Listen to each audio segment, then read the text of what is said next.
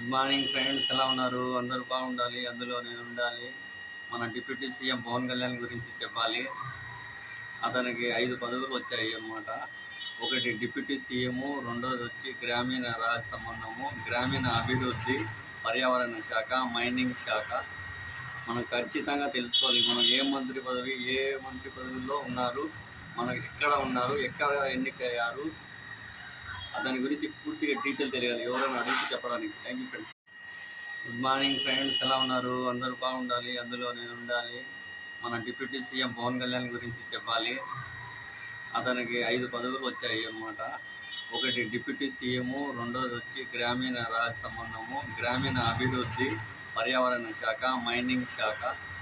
మనం ఖచ్చితంగా తెలుసుకోవాలి, మనం ఏ మంత్రి పదవిలో ఉన్నారు, మనకు ఎక్కడ ఉన్నారు, ఎక్కడ ఎన్నికయ్యారు, దాని గురించి పూర్తిగా